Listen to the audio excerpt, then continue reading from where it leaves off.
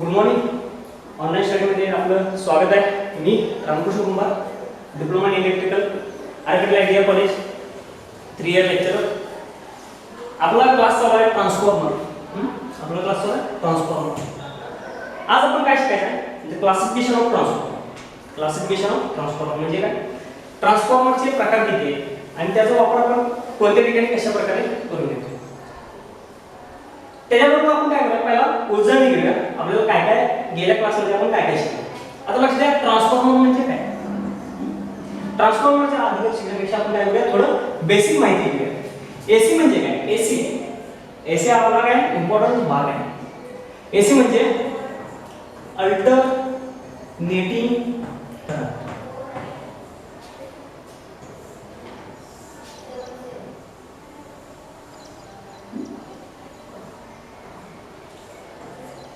जो करंट सातत्याने आपली दिशा बदलत राहतो, म्हणजे एकदा पॉझिटिव्ह तर दुसऱ्यांदा काय होतोय निगेटिव्ह हाफ सायकल मध्ये काय आपली दिशा बदलत राहतो, अशा करंटला काय म्हणतो आपण अल्टरनेटिंग करंट. आणि डीसी करंट म्हणजे काय, डायरेक्ट करंट.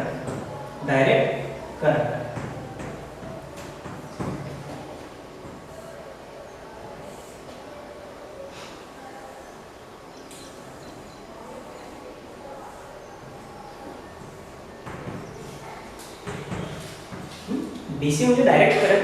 डायरेक्ट करंट म्हणजे काय, जो करंट आपली दिशा सातत्याने बदलत नाही, तो एकाच दिशेने काय होतो मूव्ह होत राहतो, यालाच काय म्हणतो आपण डायरेक्ट करंट. आता लक्ष द्या, करंट म्हणजे काय. आता काय करंट म्हणजे काय, करंट म्हणजे द फ्लो ऑफ इलेक्ट्रॉन. म्हणजे जे इलेक्ट्रॉन्स असतात त्या इलेक्ट्रॉन्सला आपण काय म्हणतो करंट म्हणतो.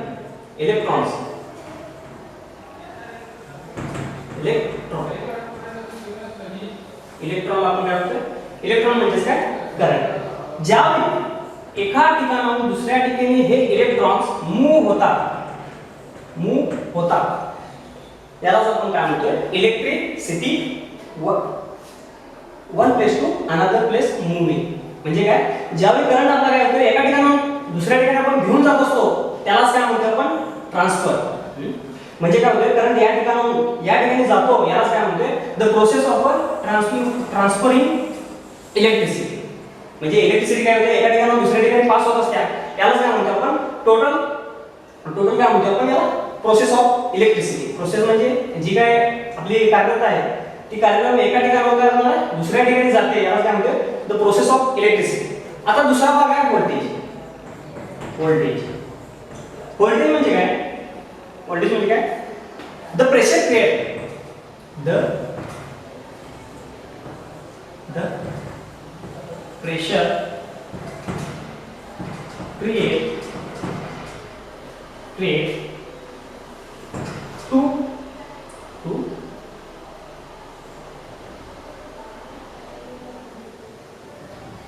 1.2 other point.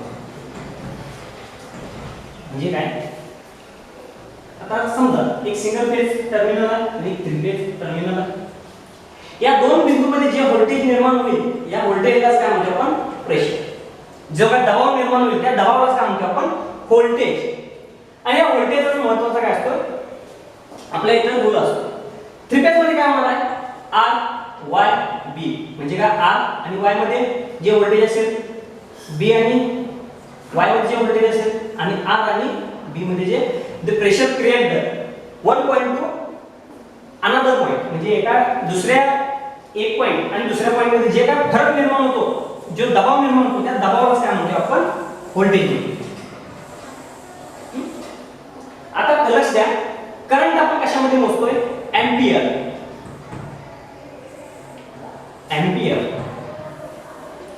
आणि याचं युनिट आहे एंपियर, हे युनिट आहे. आणि याचं मीटर आहे एमीटर. या साधनाने आपण काय करतोय करंट मोजतोय, त्याचं युनिट आहे एंपियर. याचं युनिट आहे एम्पियर. आणि व्होल्टेज आपण कशामध्ये मोजतोय? Volt meter. आणि याचं युनिट आहे व्होल्ट. याचं युनिट आहे व्होल्ट. आणि तिसरा पॉइंट जो आहे पॉवर. पॉवर म्हणजे काय? Total energy of electricity. म्हणजे काय? जे काय उपकरण आपण वापरणार आहे इलेक्ट्रिसिटीचा वापर करण्यासाठी, त्या उपकरणाचा जो काय ऊर्जाचा जो शक्ती आहे, जी ऊर्जा आहे, त्या ऊर्जेला काय म्हणतो आपण? पॉवर. याचं युनिट आहे वॅट. आणि याचं हे मोजण्यासाठी आपण काय करतोय? Watt meter. या उपकरणाचा, या साधनाचा किंवा या उपकरणाचा आपण काय करतोय? वापर करतोय. आता बघा, करंट म्हणजे काय? The flow of electrons. Voltage म्हणजे काय? The create pressure on two points. म्हणजे काय? दोन बिंदू मधल्या ज्या दबावाला आपण काय म्हणतोय? व्होल्ट म्हणतोय, व्होल्टेज म्हणतोय. आणि पॉवर म्हणजे काय? The total power. द दोन्ही करंटचा आणि व्होल्टेजचा गुणाकार म्हणजेच काय? पॉवर. म्हणजे जितका करंट जाईल आणि जितका व्होल्टेज निर्माण होईल तितकीच आपली काय होणार आहे? शक्ती निर्माण होईल. यालाच काय म्हणतो आपण? पॉवर. आता बघा लक्ष द्या, आपण किती पॉइंट घेतलं? एसी करंट घेतला, डीसी करंट घेतला, व्होल्टेज, करंट आणि पॉवर. आता आपला जो भाग आहे ट्रान्सफॉर्मर. गेल्या क्लासमध्ये आपण ट्रान्सफॉर्मर रेशो पाहिला. आज काय पाहिलं? The classification of transformer. याच्या आधी ट्रान्सफॉर्मर म्हणजे काय? ट्रान्सफॉर्मर म्हणजे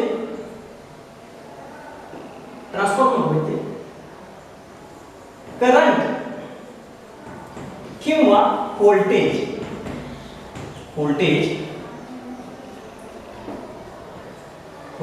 करंट किंवा voltage do not change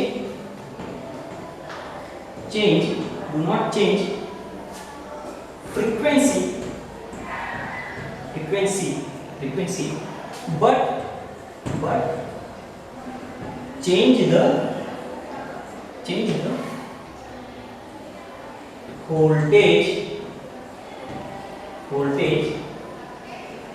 the voltage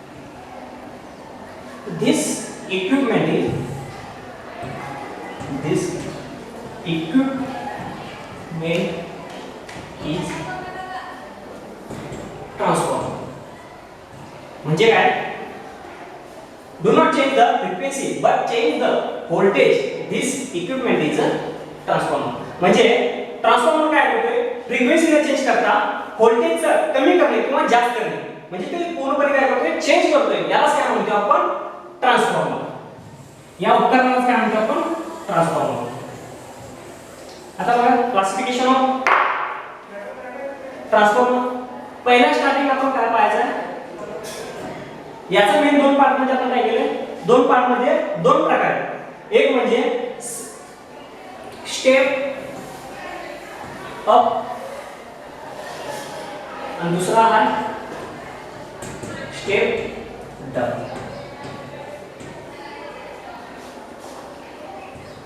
पहिला प्रकार आहे स्टेप अप आणि दुसरा प्रकार आहे स्टेप डाउन. या दोन्ही ट्रान्सफॉर्मर नंतर हे जे काही बाकीचे दिसतात ऍज पर फेज आणि ऍज पर कूलिंग सिस्टीम किंवा ऍज पर कोर, हे काय या दोन्ही ट्रान्सफॉर्मर मध्ये ते काय प्रकार आहे. आपण पहिला काय बघूया? Step up.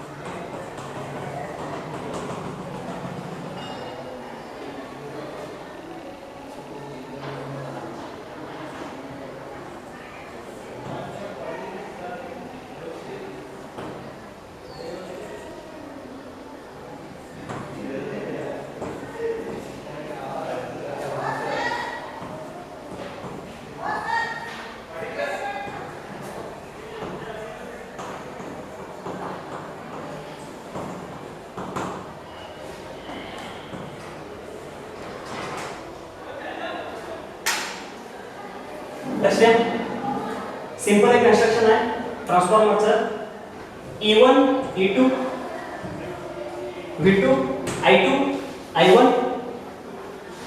आता काय चला स्टेप अप. स्टेप अप म्हणजे तुम्हाला आकृतीमध्ये दिसतील की N1 number of turns in primary side.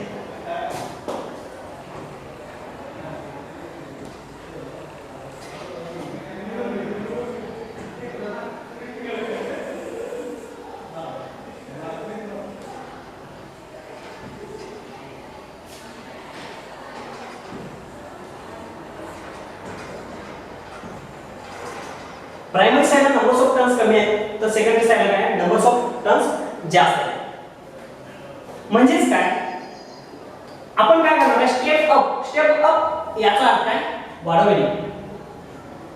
काय करणे वाढवणे म्हणजे काय आपण स्टेप अप म्हणजे काय समजा एखाद्या वेळेस 1 2 3 4 नंबर ऑफ टर्न्स आहे.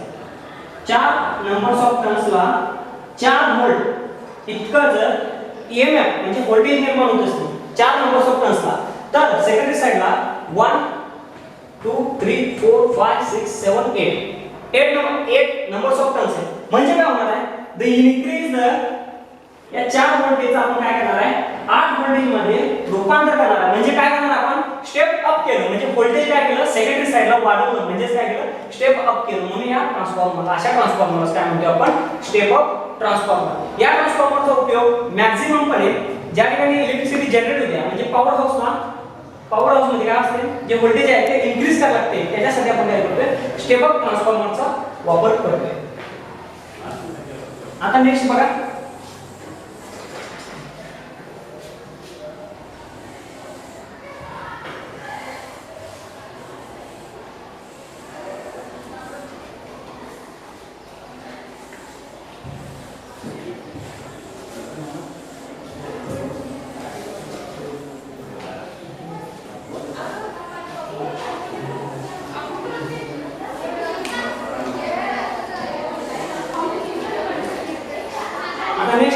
सेकंड आहे स्टेप डाउन.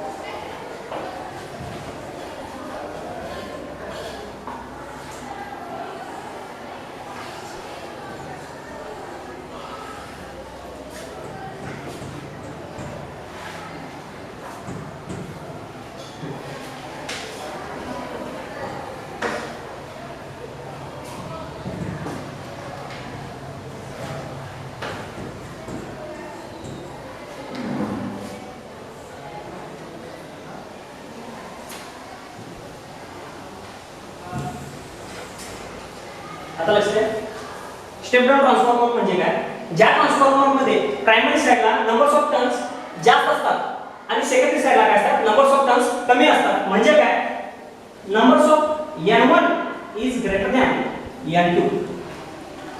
म्हणजे काय नंबर्स ऑफ टर्न्स सेकंडरी पेक्षा काय असतात नंबर प्रायमरी साइडला काय असतात नंबर्स ऑफ टर्न्स काय असतात जास्त असतात. त्यालाच काय म्हणतो आपण स्टेप डाउन ट्रान्सफॉर्मर. म्हणजे काय करणार आहे जे व्होल्टेज आपला असेल त्याच्यापेक्षा आपण काय करतो सेकंडरीला व्होल्टेज काय करतोय पूर्णपणे कमी करतोय. अशा ट्रान्सफॉर्मरला आपण काय म्हणतोय स्टेप डाउन ट्रान्सफॉर्मर. आता बघा याच्यामध्ये काय असणार आहे N1 is greater than N2 म्हणजे numbers of turns in secondary हे कशा प्रायमरी कडे असणार जास्त असणार. त्याचबरोबर V1 is greater than V2 म्हणजे काय V2 पेक्षा काय असणार आहे V1 मोठा असणार आहे. म्हणजे जे प्रायमरीला व्होल्टेज आहे त्याच्यापेक्षा सेकंडरीला व्होल्टेज काय असणार आहे कमी असणार आहे. अशा ट्रान्सफॉर्मरला आपण काय म्हणतोय step down transformer.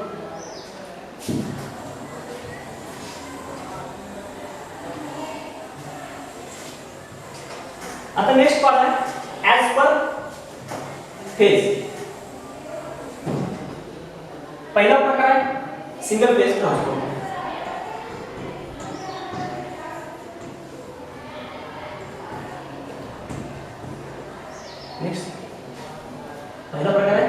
Single phase transformer. Single phase transformer म्हणजे काय बघा, the efficiency of electrical power transmission has been the improved by the use of higher voltage. म्हणजे काय, ज्या ठिकाणी एफिशियन्सी, जी काय एफिशियन्सी आहे इलेक्ट्रिकल पॉवर ट्रान्समिशन आहे, ज्या ठिकाणी काय करायचं, इम्प्रूव्ह करायचं, आपल्याला काय करायचं, इम्प्रूव्ह करायचं म्हणजे वाढवायचं आहे द हायर व्होल्टेज, ज्या ठिकाणी काय higher voltage. This is one of the main reason that alternating current AC as well nearly interlinked replace the direct current for power transmission and distribution. म्हणजे काय, this is a one of main reason. काय हा main reason आहे का, alternative current आहे has nearly काय करायचं आपल्याला डीसी मध्ये, जर ज्या ठिकाणी आपल्याला डीसी पाहिजे अशा ठिकाणी आपण काय करतोय, जे काय सिंगल फेज आहे त्या सिंगल फेजचा आपण काय करतोय, वापर करतोय आणि रिप्लेस करतोय कशामध्ये, डीसी मध्ये. पण त्या ठिकाणी आपल्याला काय करायचं, व्होल्टेज वाढवायचा आहे किंवा व्होल्टेज कमी करायचा आहे, अशा ठिकाणी आपण काय करणार, सिंगल फेज ट्रान्सफॉर्मर वापरतोय. Will it is to that AC generator, म्हणजे ज्या ठिकाणी एसी जनरेटर आहे is better battery than DC generator for producting higher voltage. The transformer is a device or machine primarily responsible for the wind use of a AC today. बघा आता इंग्लिशने single phase transformer म्हणजे काय, याच्यामध्ये फक्त आणि फक्त एकच फेज असते. म्हणजे काय, सिंगल फेज. सिंगल फेज असते म्हणजे याच्यामध्ये काय असणार आहे, एक फेज असणार आहे, एक फेज, आणि दुसरी म्हणजे काय, neutral.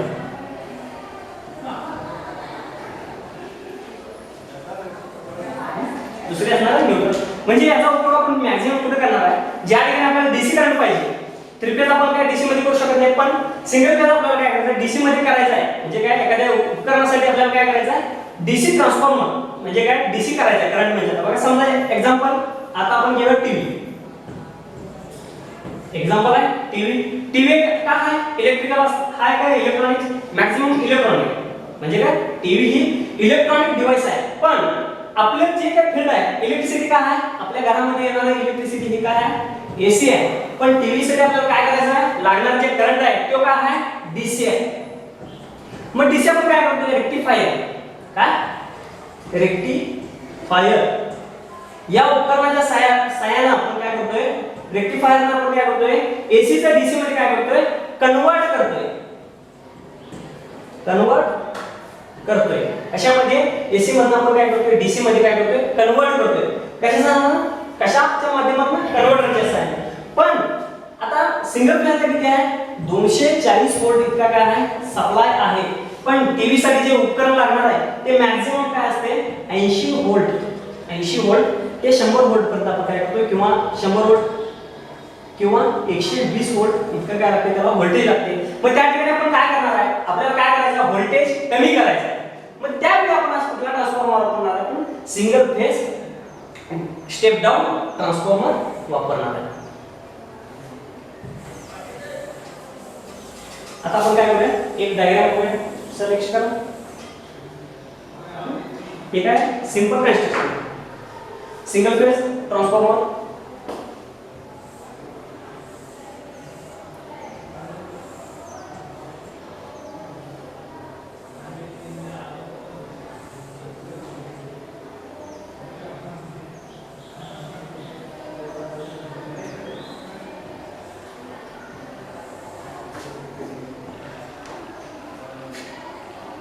E1 E1 I1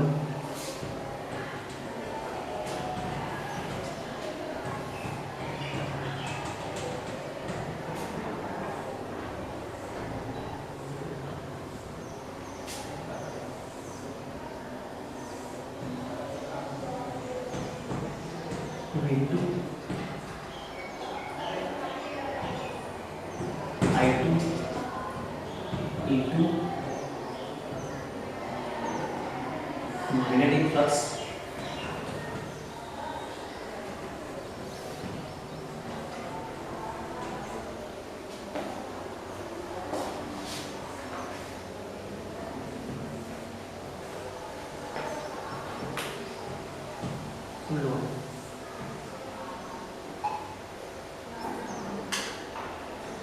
a single phase transformer, two or more winding coupled by the common magnetic core.